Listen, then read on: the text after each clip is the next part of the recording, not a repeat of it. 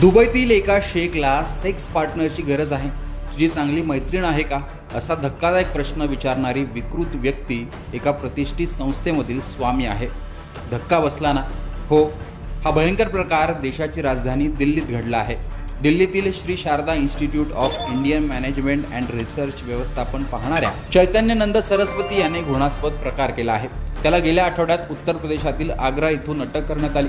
दिल्लीतील या प्रसिद्ध संस्थेत शिक्षण घेणाऱ्या विद्यार्थिनींनाच हा स्वयंघोषित आपल्या वासनेचे शिकार बनवत होता. अखेर पीडित मुलींनी हिंमत दाखवल्यानंतर हा प्रकार उघड झाला आहे. 2 महिन्यांपूर्वी काही विद्यार्थिनींनी स्वामी चैतन्यनंद सरस्वती, ज्यांना पार्थ सारथी म्हणून ओळखलं जातं, त्यांच्यावर लैंगिक छळाचा आरोप केला होता. या आरोपांनंतर शृंगेरी खंडपीठ, पोलीस आणि राष्ट्रीय महिला आयोगाने या प्रकरणाची दखल घेतली. दिल्ली पोलिसांच्या चौकशीत 17 विद्यार्थिनींनी स्वामी चैतन्यनंद सरस्वती यांच्यावर लैंगिक छळ, धमकावणं आणि जबरदस्तीने स्पर्श करणं असे आरोप केले. या नराधमाने एका मुलीला दुबईतील शेखला विकण्याचा प्रयत्न केल्याचं उघड झालं आहे. बाबा चैतन्यनंदच्या लीक झालेल्या व्हॉट्सअप चॅटमधून धक्कादायक प्रकार समोर आला. पोत्याने मुलींसोबत असंख्य अश्लील चॅट केल्याने उघड झाले. लीक झालेल्या चॅटमध्ये चैतन्यनंदने एका विद्यार्थिनीला तुझी ड्युटी पूर्ण झाली का असं विचारलं होतं.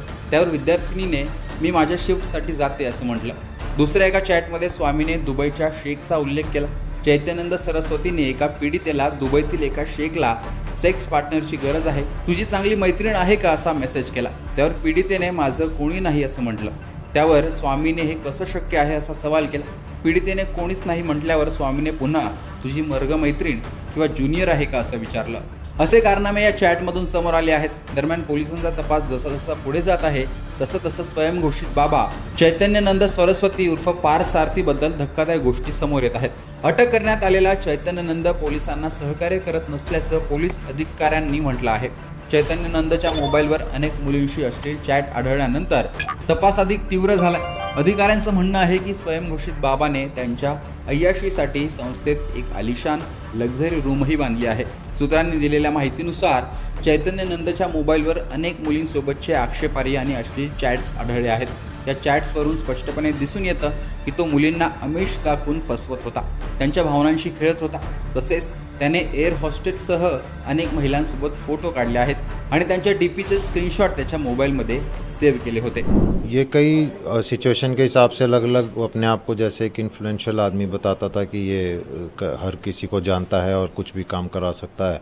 तो कईयों का जैसे लगता है कि उनको नौकरी देने का झांसा दिया होगा कि जी आपका जो नौकरी दिलवा देंगे. तो कईयों के उसमें उन्होंने अपने बायोडाटा इसको भेज रखे हैं, जिसके लिए कहता है मैं आगे बात कर ली है. तो उस तरह से अलग अलग तरीके से इसने उनको अपने साथ बात करने के बहाने स्टार्ट किए हैं. सर, फरारी के वक्त में किस तरह से पुलिस उसका पहुंची थी, कौन सा मोबाइल नंबर ये यूज़ कर रहा था और किस तरह से पुलिस ने उसे ट्रेस किया? वैसे तो जब से इसको पता ही था तो ये बचने के पूरे तरीके रख रहा था. अपने फ़ोन वोन डायरेक्टली यूज़ भी नहीं कर रहा था. सिर्फ अपना दूसरे एक इंटरनेशनल नंबर के माध्यम से ही जिससे भी कम्युनिकेट करने की कोशिश कर रहा था.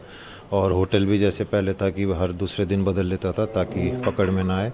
और टैक्सी वगैरह यूज़ करता था ताकि इसकी आइडेंटिटी आगे ना निकले कि कौन यूज़ कर रहा है. और जहां आखिरी होटल में पकड़ा गया वो अपने पुराने नाम इसने भर रखा था ताकि एकदम से कोई पुराने नाम से शायद ना लिंक कर पाए. चौकशी दरम्यान दिल्ली पोलिसांनी चैतन्यनंदच्या 2 महिला सहकाऱ्यांनाही ताब्यात घेतलं. या महिला देखील त्यांच्या कारवायांमध्ये सहभागी होत्या असा संशय आहे. चौकशी दरम्यान स्वयंघोषित बाबा सातत्याने चुकीची उत्तरं देत आहेत आणि खोटं बोलत आहेत. पोलिसांची दिशाभूल करण्याचा प्रयत्न आहे. त्यामुळे आता त्यांच्या चौकशीतून आणखीन काय माहिती समोर येते ते पाहणं महत्त्वाचं असणार आहे. पण एकूणच या बाबाचे जे कारनामे आहेत याविषयी तुमचं मत कमेंट बॉक्समध्ये सांगा. लोकमतचं यूट्यूब चॅनल सबस्क्राईब केलं नसेल तर आठवणीने सबस्क्राईब देखील करा.